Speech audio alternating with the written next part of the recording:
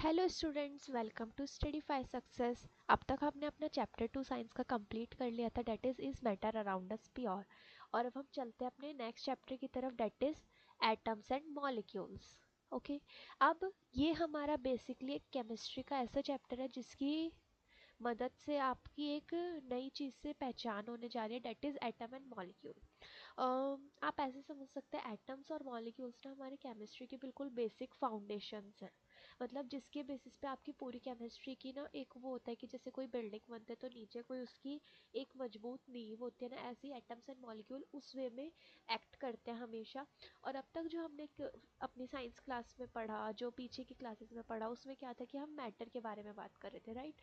वो हमने थोड़ा सा एक ओवरव्यू लिया था, लेकिन अब आपका केमिस्ट्री क्या होती है उससे एक असलियत वाला सामना होगा कि मतलब ये कोई सामने वाली बात भी नहीं है, पर मतलब आपको एक चीज़ पता चलेगी कि एक केमिस्ट्री में मेन होता क्या है।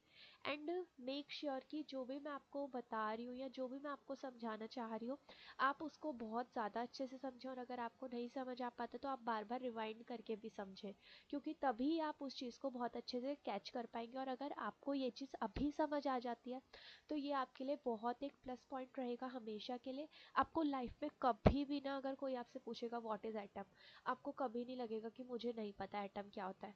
इनफैक्ट आप उससे रिलेटेड हर एक चीज़ बता पाओगे अगर आपने अभी वो चीज़ बहुत अच्छे से कैच कर ली तो। लेकिन अगर अभी कहीं पे ऐसा हो गया कि नहीं, हमें समझ नहीं आ पा रहा या हम कहीं पे अटक रहे हैं, तो फिर थोड़ा सा मुश्किल हो जाता है, क्योंकि हमेशा ना हर एक सब्जेक्ट की अपनी कुछ बेसिक रूल्स होते हैं। तो केमिस्ट्री का आप ऐसे एक रूल लेके चल सकते हैं इस चीज़ को। अगर आपने इस चीज़ को अभी अच्छे से कैच कर लिया तो आगे के लिए आपके लिए एकदम सॉर्टेड हो जाएगी सारी चीज़ें।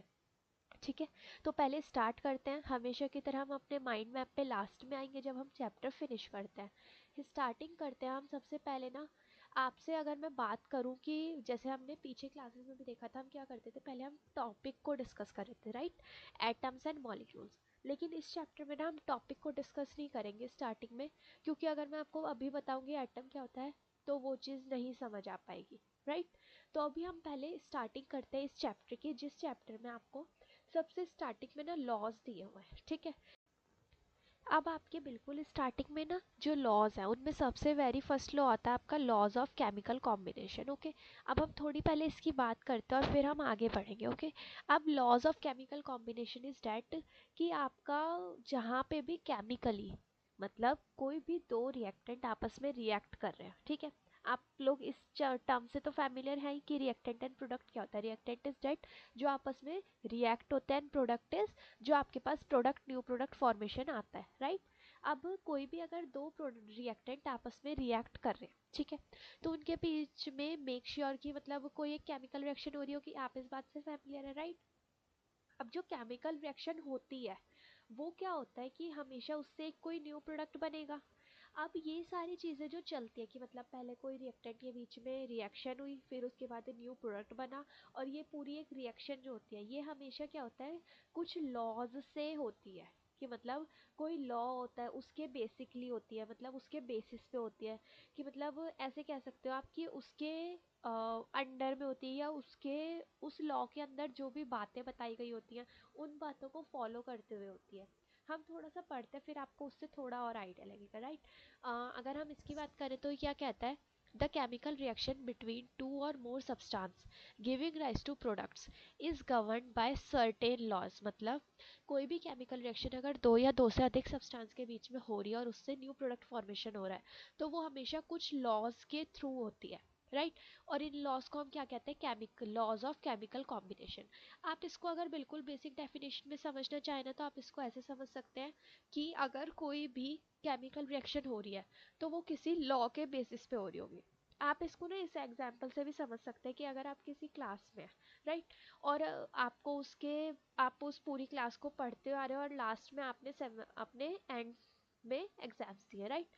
तो अब क्या होता है कि वो एक एक सिस्टम ऐसे ही बनाया गया है कि पहले स्टार्टिंग से पढ़ते हुए आना, और फिर बीच बीच में भी और एग्जाम्स होते रहेंगे, और फिर फाइनल एग्जाम्स के बाद आपको बताया जाएगा कि आप पास हुए या फेल हुए हैं, राइट। तो इसमें भी ऐसे ही होता है कि एक पूरा लॉ बना दिया गया है कि आपको ये रूल्स हैं। अगर आपकी केमिकल रिएक्शन इन रूल्स को फॉलो करते हुए चलती है कि मतलब पहले रिएक्शन होती है फिर न्यू प्रोडक्ट जो बनता है उसमें प्रॉपर्टीज इन सब चीज़ों को फॉलो करते हुए चलती है तो वो केमिकल रिएक्शन उस लॉ के अंडर में आएगी। तो आप इसको ऐसे समझ सकते हैं जब भी कोई केमिकल रिएक्शन होती है तो वो लॉस के बेसिस पे होती है हमेशा और उन लॉस को हम क्या कहते हैं लॉज ऑफ केमिकल कॉम्बिनेशन। मतलब कोई भी रिएक्टेंट केमिकली कंबाइंड हो रहे हैं आपस में। ठीक है। अब लॉज ऑफ केमिकल कॉम्बिनेशन के अंदर मेनली 5 लॉज आते हैं। Law of conservation of mass, constant proportion, law of multiple proportion, law of reciprocal proportion and Gay-Lussac's law of combining volume. अब ये जो हमारे तीनों लॉज हैं राइट, ये हम अपनी आगे वाली क्लासेस में पढ़ने वाले हैं। ये आपका मेनली 11th क्लास में आता है। अभी के लिए हम सिर्फ यहाँ पे 2 लॉ पढ़ेंगे, law of conservation of mass and law of constant proportion. Okay, हम स्टार्ट करते हैं अपने फर्स्ट लॉ से, that is law of conservation of mass. अब सबसे पहली बात आती है कंजर्वेशन का क्या मतलब होता है। हमने लॉ का मतलब तो समझ लिया, कोई भी रूल एंड रेगुलेशन। ठीक है। अब कंजर्वेशन का मतलब क्या होता है कि किसी भी चीज़ की ना एक तरह से उस चीज़ को बचा के रखना, कंजर्व करके रखना। ठीक है। और किसका कंजर्वेशन करना है हमें, मास का। ठीक है। अब इस लॉ के अकॉर्डिंग इसकी क्या डेफिनेशन है। एंड वन मोर थिंग, आपको जो भी लॉ की डेफिनेशन बताई जाएगी या जो भी लॉ की डेफिनेशन आपको और सब्जेक्ट्स में भी गिवन है वो आपको एज इट इज़ याद करनी होती है, क्योंकि हमेशा ना क्या होता है कि उनकी ना हमें अगर वर्डिंग्स हम चेंज कर देते हैं तो उसका वो एसेंस नहीं रहता। वो उसकी वर्डिंग साइंटिफिकली प्रूवन की गई है और मतलब हमारी यूनियंस ने, हमारे सारे इंडस्ट्रीज़ ने, हमारे सारे ऑर्गेनाइजेशंस ने उन सबको अप्रूव किया गया है। इसलिए हमें उनकी एज इट इज़ डेफिनेशंस को लर्न करना होता है। ओके। इस लॉ के according mass can neither be created nor be destroyed. मतलब ये लॉ क्या कहता है, मास जो है ना आपका वो ना क्रिएट हो सकता है ना ही डेस्ट्रॉय हो सकता है। ठीक है, मतलब थोड़ा अच्छे से कम समझ आया होगा ना। हम एक बार एग्जाम्पल लेके चलते हैं। ठीक है।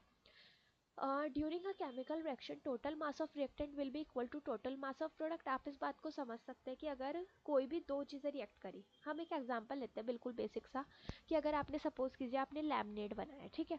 अब आपने उसमें क्या करा, 50 ml वाटर लिया और 50 ग्राम्स या फिर 50 ml ही समझ सकते हैं आप, बाकी सारा कुछ लिया।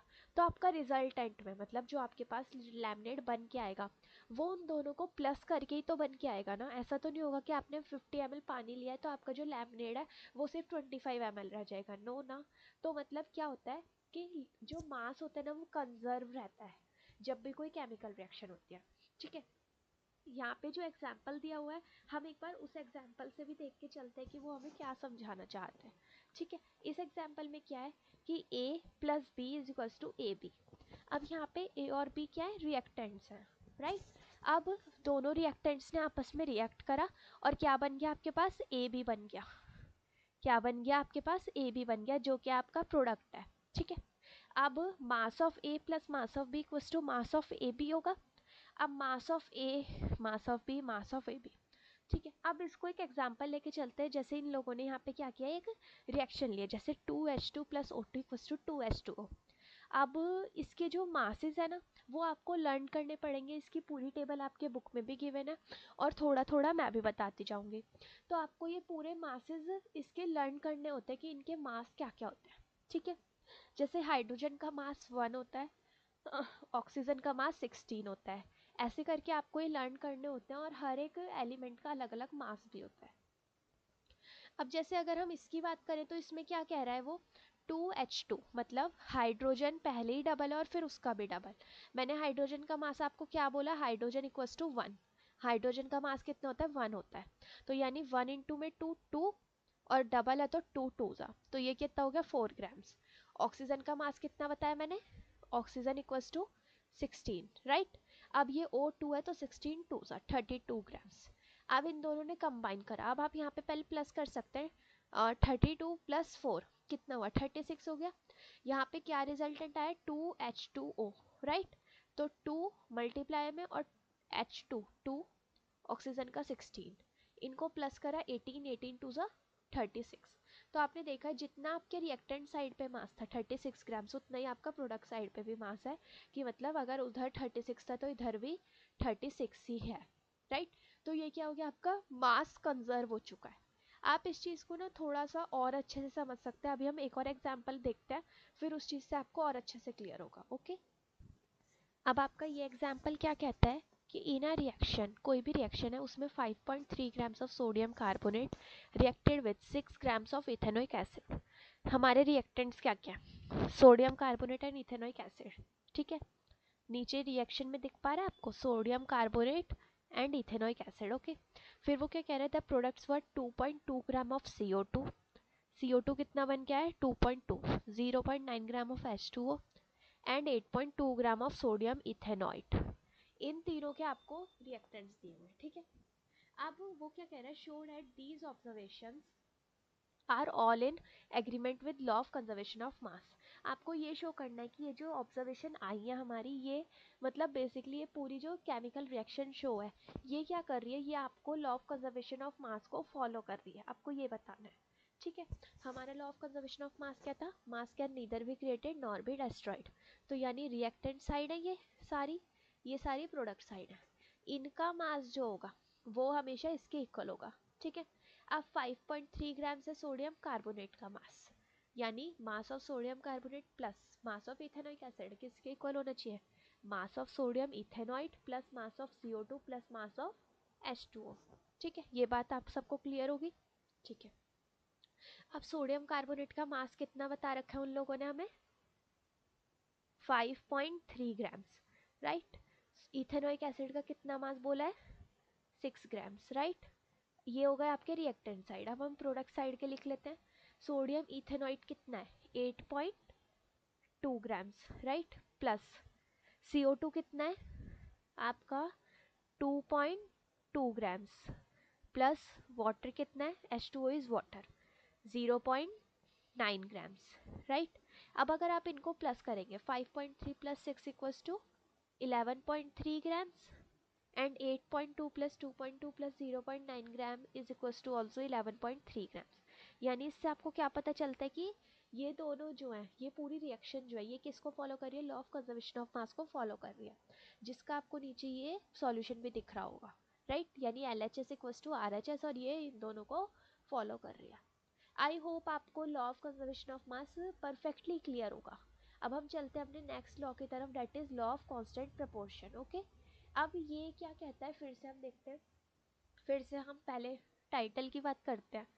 ठीक है, लॉ का मतलब आपको पता है, कांस्टेंट मतलब डेट इज नॉट चेंजिंग, जो क्या रहे, सेम रहे, राइट। और प्रपोर्शन मतलब उसका क्या रेशियो के बेसिस पे चल रहा है। ठीक है, according to this law pure chemical compound always contain the same elements combined together in the same proportion by mass. इस लॉ के अकॉर्डिंग कोई भी केमिकल कंपाउंड जो होता है वो हमेशा क्या करता है, सेम एलिमेंट्स के द्वारा ही वो कंबाइन होता है आपस में, और उनका सेम प्रपोर्शन बाय मास को लेके चलता है। मतलब ऐसा नहीं होगा कि अगर आपके एक कंपाउंड में कितना है, अगर आपके एक कंपाउंड में 16 ग्राम्स ऑक्सीजन है, तो दूसरे में ऐसा नहीं होगा कि वो आपका 18 ग्राम्स ऑफ ऑक्सीजन लेके चलेगा, वो आपका सेम लेके चलता है, right, irrespective of the fact from where the sample has been taken. और इसका कोई मतलब नहीं बनता कि कहाँ से वो सैंपल उठाया गया, या फिर और from which procedure has it been produced, या फिर किस प्रोसीजर के थ्रू उसको प्रोड्यूस किया गया। इसका मैं आपको बहुत बेसिक एग्जांपल लेती हूँ। सपोज कीजिए आपके पास वाटर है, ठीक है, ये आपके एनसीईआरटी बुक का ही एग्जांपल है। अब अगर आपके घर का पानी है, ठीक है, वहीं आपने आपके आरओ का वाटर है, ठीक है, वहीं आपके घर के बाहर या फिर आपके लोकेलिटी में कोई एक टैप लगा हुआ है, वहाँ का वाटर है, वही सेम जो आपके बाहर बिल्कुल बाहर एक कोई नाली बह रही है उसका वाटर है, राइट। अब ये चारों चीज़ें क्या है, चारों जगह से आपने जो पानी लिया है तो वो वाटर, अब वो चारों ही किस फॉर्म में होंगे, मतलब उसका जो मास होगा वो क्या होगा, H2O के बेसिस पे होगा। Hydrogen is 2 plus oxygen is 16, तो क्या हो गया 18 ग्राम्स। मतलब वाटर का मास कितना होता है 18 ग्राम्स होता है। अब चारों जगह का ही पानी का मास 18 ग्राम्स होगा, लेकिन उसमें डिफरेंस क्या होगा, कि मतलब हो सकता है उनमें और कुछ कुछ ऐड हो। अब जो आपके घर का पानी होगा वो प्योर होगा, जो आपके आरओ का वाटर होगा वो और प्योर होगा, लोकेलिटी में जो टैप का वाटर होगा वो थोड़ा सा इम्प्योर होगा, और जो बिल्कुल ही नाले का पानी होगा वो तो बहुत ही ज़्यादा इम्प्योरिटी से होगा, राइट। लेकिन क्या इनमें से किसी के भी वाटर का मास चेंज करा, नहीं करा। सबका वाटर का मास 18 ग्राम्स है। किसी भी प्रोसीजर से आपने अगर वाटर प्रोड्यूस करा है उसका भी मास 18 ग्राम्स रहेगा, कहीं से भी सैंपल लिया है उसका भी मास 18 ग्राम्स ही रहेगा। यानी इस वर्ल्ड में जहाँ से भी वाटर है, जिस भी जगह से वाटर है, जिस भी प्रोसीजर से वाटर ऑब्टेन किया गया है, या जिस भी ग्लेशियर से है, वाटर रेन की फॉर्म में कहीं से भी है, हर एक जगह से वाटर का मास क्या रहने वाला है, 18 ग्राम्स ही रहने वाला है, राइट। तो अब ये इस लॉ को आप समझ पा रहे होंगे थोड़ा कि वाटर अगर कहीं का भी होगा तो भी उसमें अगर हाइड्रोजन आपका 2 टाइम्स मतलब 2:1, अगर वाटर के केस में hydrogen is 2 and oxygen is 1, अगर हाइड्रोजन और ऑक्सीजन इस रेशियो में तो वो हर जगह इसी रेशियो में रहेंगे। आई होप आपको ये बात थोड़ी सी क्लियर हो रही होगी, हम आगे पढ़ते हैं और थोड़ा क्लियर होगा, ठीक है। फॉर एग्जाम्पल इसमें आपको दे रखा होगा कि अगर 18 ग्राम्स ऑफ H2O मतलब 16 ग्राम ऑफ ऑक्सीजन है और 2 ग्राम ऑफ हाइड्रोजन है तो क्या बन गया, 1:8 बन गया इनका डिवाइड करके। अगर 36 ग्राम है तो भी इतना ही होगा, 9 ग्राम है तो भी इतना ही होगा, राइट। तो अब आप इस चीज़ को ऐसे समझ सकते हैं कि अलग अलग वे लिया गया है सैंपल्स का, मतलब अलग अलग जगह से सपोज कीजिए 9 ग्राम लिया गया H2O या इतना लिया गया, लेकिन उनका जो रेशियो है वो रेशियो तो सेम ही रहेगा ना कि 2 हाइड्रोजन और 1 ऑक्सीजन, राइट। और अगर हम इनका वैसे बात करें ना तो हमेशा इनका जो मास के बेसिस पे रेशियो होता है ना वो जाता है आपका 1:8 में। ये मास के बेसिस पे रेशियो जाता है और ये आपका किस में जाता है, एलिमेंट्स के बेसिस पे, कि मतलब एलिमेंट कितने प्रेजेंट है या किस में, जैसे हाइड्रोजन 2 टाइम है और ऑक्सीजन 1 टाइम है तो आपका हमेशा इस बेसिस पे रहता है, ठीक है। अगर हम इसमें और देखें तो क्या कह रहा है, from the above 3 cases differently weighing H2O samples were taken but the ratio of masses of H to the mass of O comes out to be 1:8 is same proving loss of constant proportion। इससे आपको बात clear हो रही होगी कि law of constant proportion यहाँ पे prove होता है कि चाहे वाटर कहीं का भी हो, कितने भी वे उसका लिया गया है, पर वो हमेशा मास के रेशियो में कौन सा रेशियो देता है, 1:8 रेशियो देता है, ठीक है। फिर इन्होंने वही एग्जांपल दिया कि अगर वो आप कहीं से भी लेते हैं, वेल से, पॉन्ड से या कहीं से भी लेते हैं, वो आपका सेम ही रहेगा, ठीक है। एक एग्जांपल देखते हैं उससे और थोड़ा सा क्लियर होगा। अब देखिए एग्जाम्पल में वो क्या कहता है, hydrogen and oxygen combine in the ratio of 1:8, right. ये हमें ऊपर बात पता है, by mass to form water. ये मास का रेशियो है और जो मैंने 2:1 बताया था वो उसके एलिमेंटल फॉर्म का रेशियो था, ठीक है। आप इसमें कंफ्यूज मत होइएगा। What mass of oxygen gas would be required to react completely with 3 gram of hydrogen gas, मतलब वो इस रेशियो में अपने आप को वो कर रहे हैं, वाटर बना रहे हैं, लेकिन कितना ऑक्सीजन गैस आपको रिक्वायर होगा अगर आपके इनिशियली आपके पास 3 gram of hydrogen gas present है, ओके। आप सॉल्यूशन के लिए हम क्या करेंगे, mass of hydrogen divide by mass of oxygen equal to 1/8। ये बात हम ऊपर देख चुके हैं, राइट। अब हम क्या करेंगे, मास ऑफ हाइड्रोजन आपको कितना गिवन है, 3, तो मास ऑफ हाइड्रोजन की जगह हमने क्या पुट करा, 3 अपॉन में mass of oxygen equal to 1:8। Mass of oxygen इधर गया, 8 इधर आया, मतलब यूनिटरी मेथड है बेसिकली, जो क्रॉस मल्टीप्लिकेशन होते हैं वही वाला। तो mass of oxygen would be 24 grams, मतलब आप इसको ऐसे समझ सकते हैं कि अगर आपको 24 ग्राम्स ऑफ ऑक्सीजन होगा और अगर आपके पास 3 ग्राम्स ऑफ हाइड्रोजन होगा तो आपके पास H2O का कितना सैंपल बन के आएगा, 27 ग्राम्स ऑफ आपके पास H2O बन के आएगा, ठीक है। ये आई होप आपको क्लियर हुआ होगा। अब हम चलते हैं अपने नेक्स्ट टॉपिक की तरफ, that is Dalton's atomic theory. Basically इस चीज़ को आप ऐसे समझ सकते हैं, इन्होंने अपनी कुछ थ्योरी दी थी, लॉस के बेसिस पे दी थी। डाल्टन जी ने अपनी एक एटम की थ्योरी दी थी जो लॉस के बेसिस पे दी थी उन्होंने, ठीक है। अब हम पहले देखते हैं कि उनकी थ्योरी कहती क्या है, फिर हम उसके आपको प्रॉस कॉन्स ये सारी चीज़ें फिर मैं आपको बाद में बताऊंगी, ठीक है।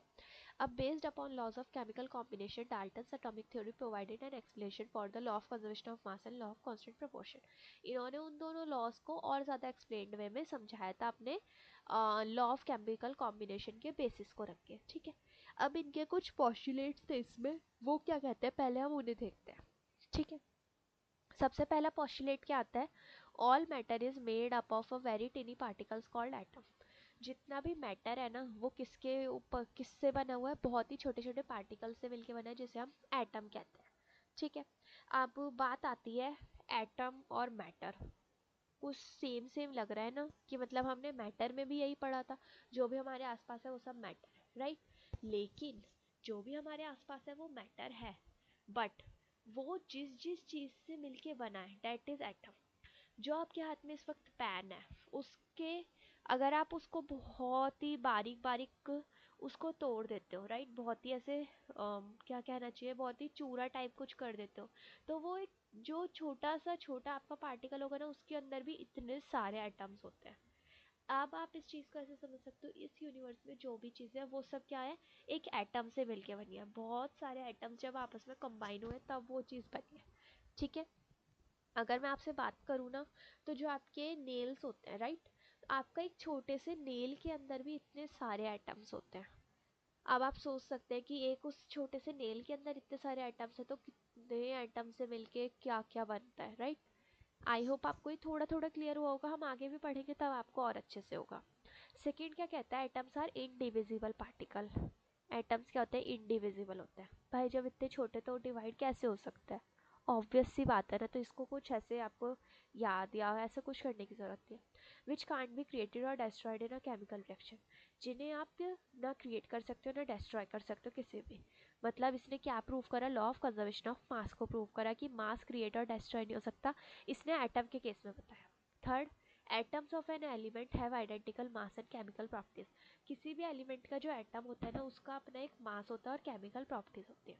ठीक है, atoms of different element have different mass and chemical properties. अलग अलग एलिमेंट्स के पास, अलग अलग एलिमेंट्स के एटम्स के पास अलग अलग मास होता है और अलग अलग केमिकल प्रॉपर्टीज होते हैं, राइट। फिर फिफ्थ पॉइंट क्या कहता है, atoms combine in the ratio of small whole number to form compound. Atoms किस रेशियो में कंबाइन करते हैं, स्मॉल होल नंबर्स के फॉर्म में कंबाइन करते हैं, जिससे वो कंपाउंड बना सके। ठीक है, the relative number and kinds of atom are constant in a given compound. जो उनका नंबर होता है और जो एटम्स के काइंड्स होते हैं वो किसी भी कंपाउंड में कांस्टेंट रहते हैं, क्योंकि एक एक एटम से क्या होता है, आपका कंपाउंड चेंज कर सकता है, राइट।